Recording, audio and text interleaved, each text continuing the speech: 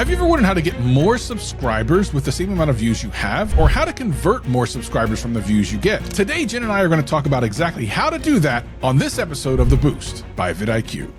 You know, Jen, I was on Reddit the other day and I noticed that there's a bunch of YouTubers on there that are talking about how they get more subscribers from their views. And I think it's a really interesting concept because we always talk about getting more subscribers or getting more views, but we never really talk about if you have a certain amount of views, how do you convert those people to subscribers? That's true. That's actually a really good conversation that we should have. And we should see what we can come up with to do to get just that.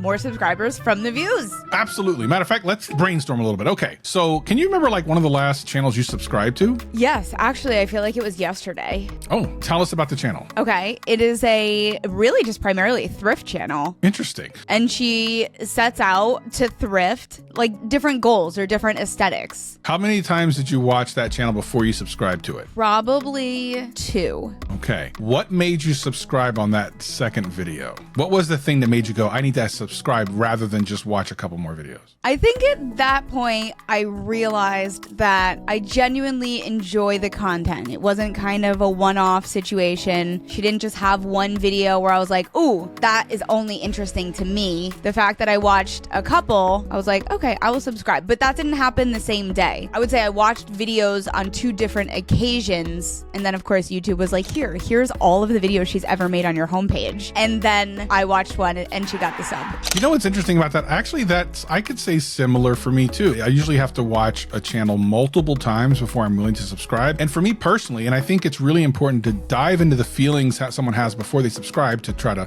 help make those people have those feelings on your own channel. Because I didn't want to miss anything. Sure, hitting subscribe doesn't mean you're going to see everything in your homepage, but it will always be in your sub tab. So I feel like whenever I subscribe, it's because, okay, the next time this creator puts something out, I do want to see what they're up to. And that's when I'll hit subscribe. I don't subscribe very often anymore, but that's when I will do it. Almost like a bookmark. That's what I was going to say. I don't subscribe. I don't just throw out subs left and right like I used to. I have my different accounts very cleaned up. So to get the sub is like, I've made a commitment. I am in it now. I am dedicated to your content. I will accept the recommendation. Are you sure about that? Jen, were you making it rain with subs at one point? You were like, make it rain. I was literally just like, sub.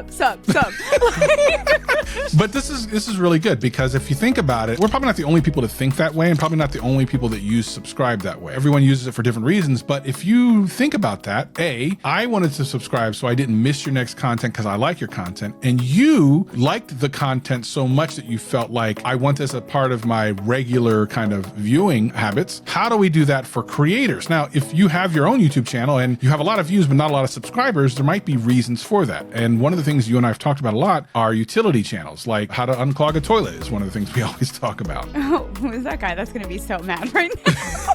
Well, we actually got a comment. Someone was like, I'm glad that Jen subscribed to Joe the Plumber because you said that one time. I think that this goes with organizing and diversifying the type of content on your channel. Yes, we're going to have full utility channels, but those are often the channels we see who reach out for help that say, I don't have a community. I don't have regular baseline of views between content. And they know very well which videos are going to perform and not perform. Yeah. I think that's a big takeaway is just having different styles. It's totally fine to put out those how-to videos. It's totally fine to have those utility, just information heavy videos that's going to help someone. That's the goal. But then you also want to see, okay, well, how can I make different styles of content so that I don't just turn into the how-to channel? Right. I love that. And I think it's really important to remember that how-to videos and evergreen videos are like the gateway drug in. It's a good thing. You're bringing lots of people in, they're looking for an answer, but hook them with your personality. Hook them with the way that you explain things so that they want to check out at least one other video. This maybe not a how-to, but maybe more of a fun where you can show you more personality or your creative spirit in another video. Like hook them into your content. Give them the answer if they're looking for an answer for something,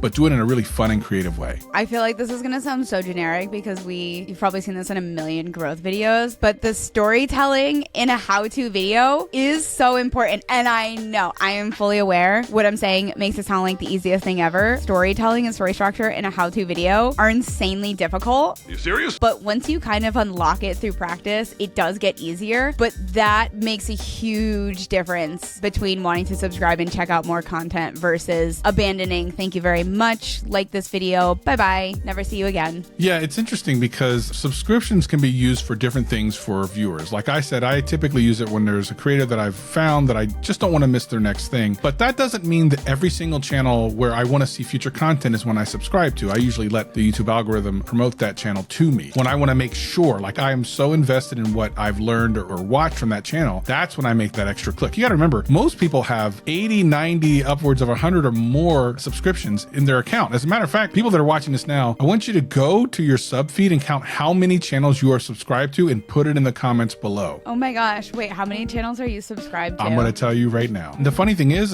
as I look through these, some of these I didn't even know I was subscribed to because they're so old. I don't even know who some of these channels are. Who the f is that guy? Like, what are some of these? I certainly haven't seen stuff from some of them sometimes in years, as some of them have stopped creating, but you got to remember that. That's the thing. Some people will just subscribe to anything and just put it into their feed and they don't care. Most people that come to YouTube are not coming to YouTube to subscribe to a channel. Let's give some of our viewers some ways to figure out how to convert those viewers to subscribers. So number one, as we talked about before, have content that hooks people in the way that you present it. So if you have a hot dog grilling channel and you do it in an unusual way, then it gives people a reason to come back to your channel. If you're doing gameplay, like there's tons of ways to play games, including challenging yourself, do something slightly different so that people can remember that you have this gameplay channel, but you're doing it in an interesting and unusual way, and they can only see it if they watch your channel. What would be another tip there, Jen? I'm going to absolutely push community content. And I think that this can be a slightly harder thing to understand the difference between when we talk about discoverable content and we talk about community content. That discoverable content is focused on the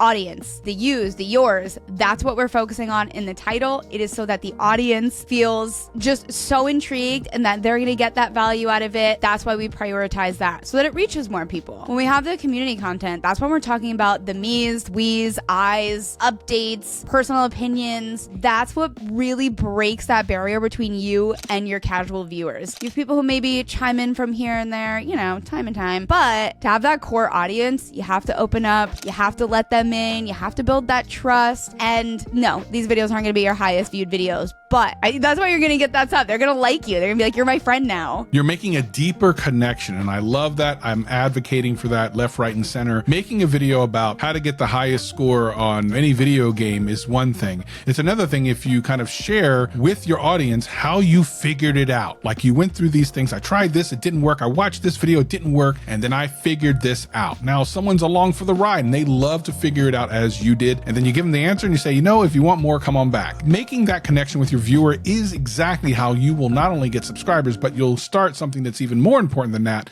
a community. Converting subscribers from your views isn't that hard as long as you keep grinding on it and give the value to the viewer so they have to come back to your channel. And of course, you can always remind them to hit that subscribe button like I'm doing right now. Hit that subscribe button. Hit it. And if you like conversations like this about YouTube, we actually do the podcast here at vidIQ. There's will be some links in the description for the boost, and we hope to see you in one of those videos. We'll see you next time. Subscribe.